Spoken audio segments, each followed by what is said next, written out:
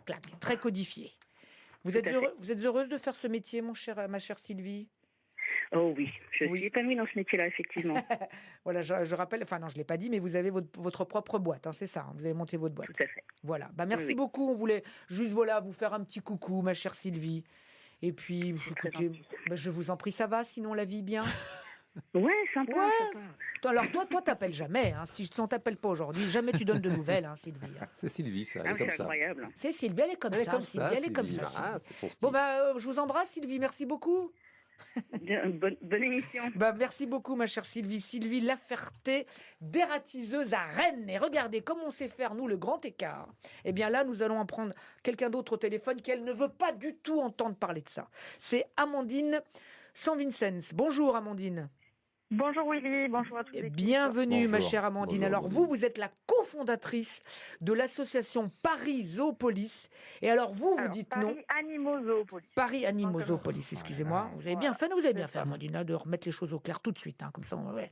Et alors vous dites Il y a non. beaucoup de choses à remettre au clair là. Voilà, voilà, justement, il y a voilà, c'est pour ça que je voulais vous avoir aussi. Amandine. Parce que vous dites non, pas touche aux rats, on dit n'importe quoi sur les rats. Alors allez-y, ma chère Amandine, rétablissez la vérité. Merci de nous donner la parole. Mais je vous en prie, c'est normal. Alors, déjà, je pense qu'on va rappeler l'essentiel. Allez-y. Qui a été oublié dans cette émission, c'est que les rats sont des animaux doués de sensibilité. Voilà. Des êtres sensibles, c'est-à-dire qu'ils ressentent la souffrance. Eh oui. Ils sont particulièrement intelligents, ça je crois que vous l'avez un peu dit. Quelques fun facts, ils rient quand on leur fait des chatouilles. Alors attendez. C'est un rire qui est ultra sonore, donc ça veut dire qu'on n'a pas la capacité de l'entendre, mais ils rient. Ils sont aussi particulièrement altruistes, c'est-à-dire qu'ils vont garder de la nourriture pour leurs congénères dont ils sont le plus proches. C'est vrai ça, Amandine Oui, c'est vrai.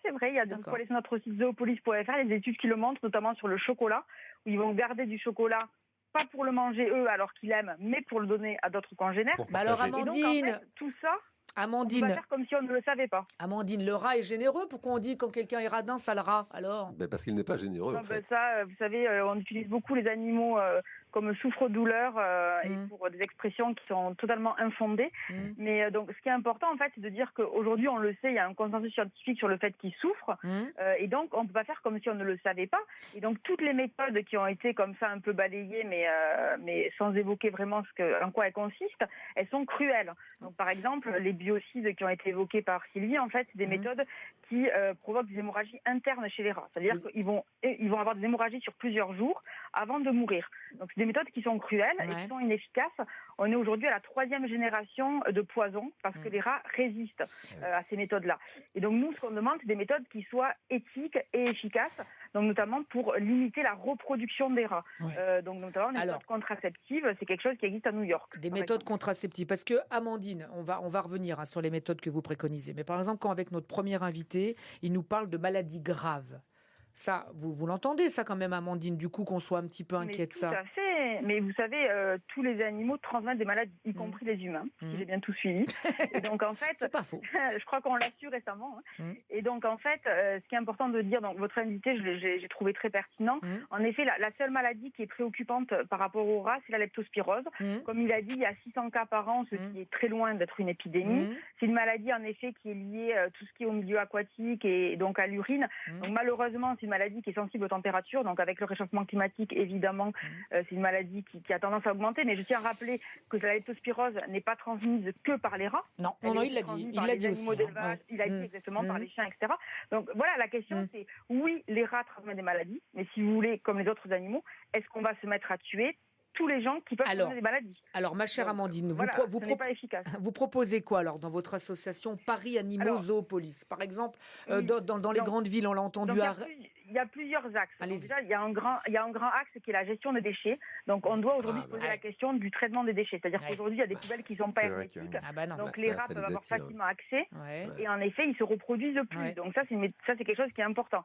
Après, nous, ce qu'on souhaite, c'est qu'il y ait des vrais moyens, des vrais financements publics sur la recherche pour développer des méthodes non létales. Donc, encore une fois, aux États-Unis, ça existe. Il y a des contraceptifs par voie orale.